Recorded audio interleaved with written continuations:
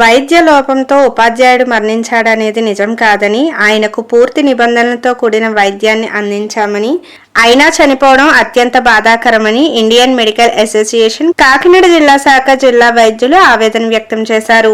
Science master మైలాపల్లి Srinivasa Vineel మృతిపై వైద్యులు కాకినాడలోని IMA హాల్లో మీడియా సమావేశం నిర్వహించి వివరణ ఇచ్చారు.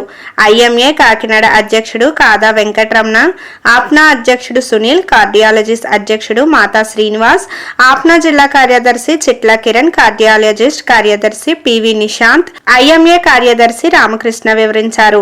కాకినాడ సర్పవరం జంక్షన్ లో మిత్రా హార్ట్ కేర్ లో ఉపాధ్యాయుడు వినిల్ 21వ తేదీ రాత్రి ఛాతి నొప్పితో చేరారన్నారు.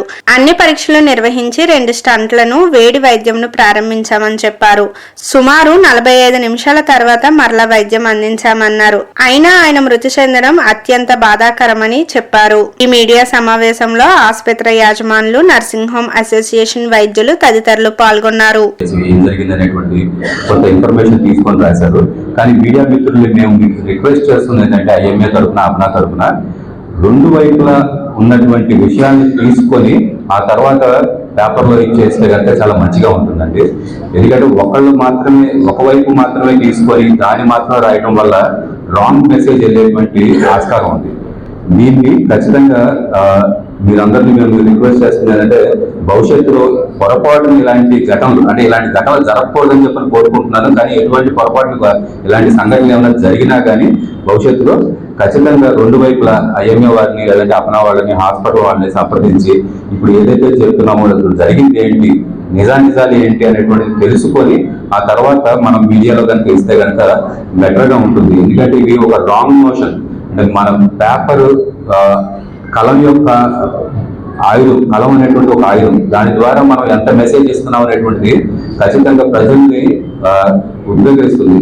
మనకి స్వతంత్రం దగ్గర నుంచి వచ్చినటువంటి యుద్ధం కానివ్వండి, లేదంటే తర్వాత జరిగినటువంటి చాలా విషయాలు కానివ్వండి, మీడియా మిత్రుల యొక్క పాత్ర చాలా పెద్దది. సో మీడియా మిత్రులు మేము విన్నవించుకుంటుంది ఏంటంటే జరిగినటువంటి వాస్తవ సంఘటనలు ఏదైతే ఉన్నాయో వాటిని 2 వైపులా వాళ్ళేమంటున్నారు వీళ్ళేమంటున్నారు అనేటువంటిది క్రోడీకరించుకొని నిజాలను మాత్రమే రాయాలని చెప్పని కోరుకుంటున్నానండి. నేను కాకినాడ ట్రస్ట్ హాస్పిటల్లో ఇంటర్నేషనల్ కార్డియాలజిస్ట్ కింద 2012 పనిచేస్తున్నాను. సో మీకు కొన్ని చిన్న స్టాటిస్టిక్స్ చెప్తాను. ముందు 2022లో ప్రపంచం అంతా తీసుకుంటే డెత్స్, చనిపోవడానికి కారణమైన వ్యాధుల్లో గుండె వ్యాధులు 19.8 మిలియన్ డెత్స్ కాస్ట్ చేసాయి. 19.8 మిలియన్ డెత్స్ వరల్డ్ వైడ్ గుండె వ్యాధుల వల్ల జరిగింది. అందులో సింహభాగం గుండె వ్యాధుల వల్ల ప్రమాదం జరిగేది హార్ట్ అటాక్ వల్ల, acute heart attack. Heart attack అనే దానికి అర్థం ఏంటంటే గుండెకి రక్తం ఇచ్చే పైపులో కొవ్వు చేరి రక్తనాళం సన్నబడి, ఆ సన్నబడిన రక్తనాళం మీద రక్తం గడ్డకడుతుంది. ఈ రక్తం గడ్డకట్టడం వల్ల గుండె భాగం డ్యామేజ్ అయ్యి, ఆ డ్యామేజ్ అయిన గుండె భాగం చాలా విధాలుగా గుండె ఫెయిల్ అయ్యి మనిషి చనిపోవడానికి కారణం అవుతుంది. మీరు చరిత్రలోకి వెళ్తే ఏ వైద్యం చేయకుండా, గుండె జబ్బు వచ్చిన తర్వాత ఏ వైద్యం చేయకుండా వదిలేస్తే 50 to 60% చనిపోతారు. ఏది విత్ ఇన్ ఫస్ట్ 1 month.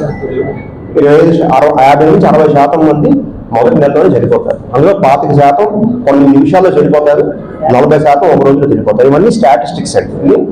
మీకు గూగుల్ చేస్తే మీకు కనబడతాయి ఇన్ని స్టాటిస్టిక్స్. సో ఇనీషియల్గా అది మొదటి రోజుల్లో వీటికి రక్తం కరిగించే మందులతో వైద్యం చేయడం అనేది జరిగేది.